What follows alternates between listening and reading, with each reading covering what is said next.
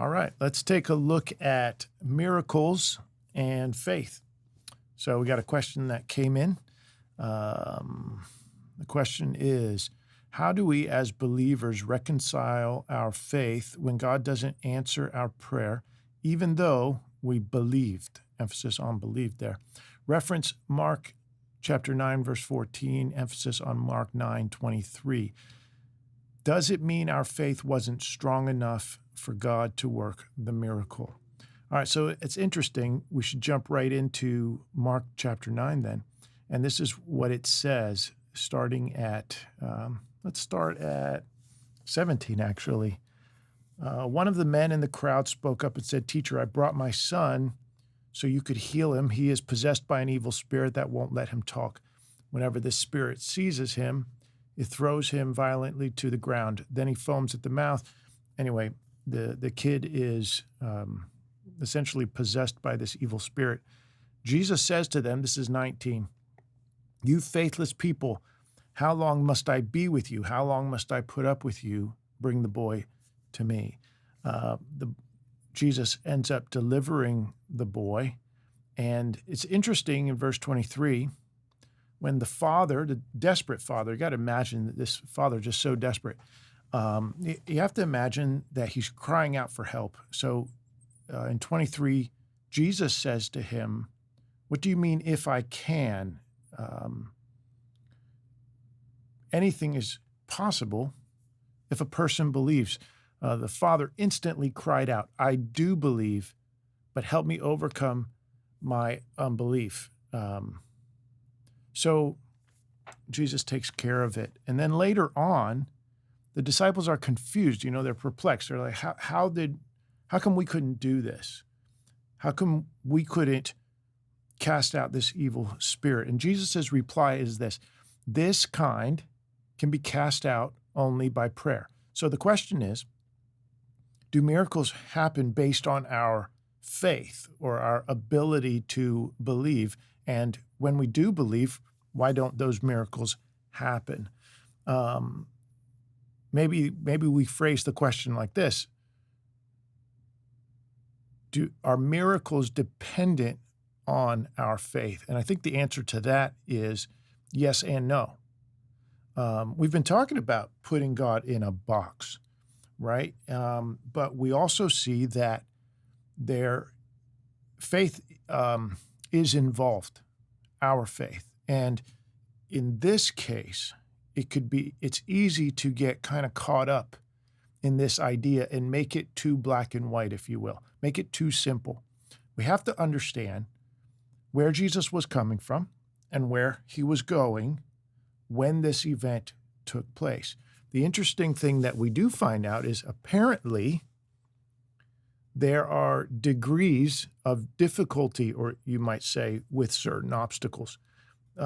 Even with evil spirits, there are degrees of evil spirits. There are certain spirits, and you might even say that in life there are certain obstacles that are greater and lesser in degree. But we have to understand where Jesus was coming from. He had just come from the mountain of transfiguration where this unbelievable event happened. I'd encourage you to read that in Mark 9. But then he's on his way. See, what he references here when he says, "How much longer must I be with this faithless generation, with these people?" Is almost this frustration. But what he's really doing, Jesus is looking forward. He's looking forward to his death, really, but also his resurrection.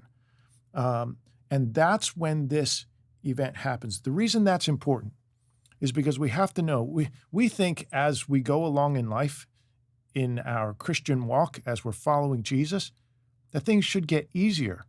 But in fact, we see that they actually get harder.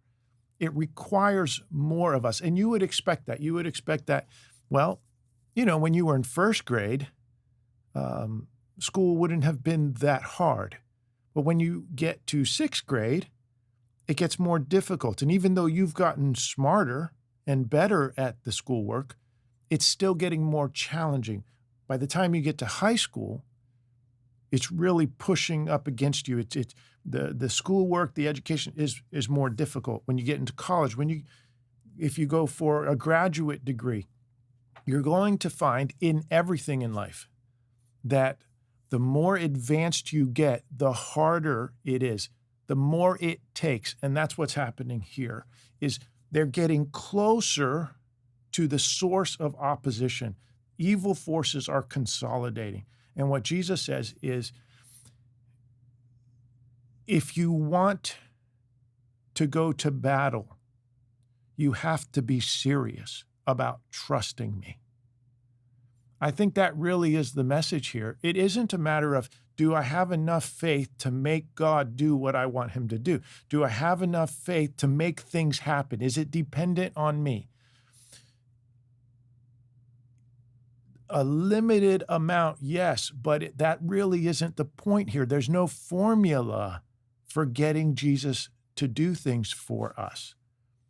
What it really is about is, as we grow and advance in our faith, we would expect that we would have more difficult obstacles, more scenarios, more situations where we would really have to trust and depend on God, because we're getting closer to the enemy forces. And so the battle's going to heat up. And that's what Jesus is talking about, because the frustration from him about faith is that there seems to be a lack of seriousness at this point with the people around, with even the father of this boy, and even the disciples. And so there's this desperate cry from the father saying, I do believe, but help my unbelief. I'm not good enough. I'm not strong enough. I'm not able to do this. So help me. And I think that's really the lesson. As the closer we get to Jesus, the further along in our journey, as things get more and more difficult, that we would depend more on Jesus, that we would be more serious, that we would be pressing in, that we would be passionate, that we would really, really trust him, be more dedicated, more committed. So I think that's what's going on here. You don't want to take it out of its context. It's really not about so much, do we have faith to make things happen? It's more about, are we getting more and more serious about what God wants to do and about following Jesus? So I think that's pretty much it there. I would definitely read Mark chapter 9, the whole thing, and put it in context, and even the context of the journey that Jesus is going to the cross at this point. It's getting really serious at this point. So hope that helps. Thanks.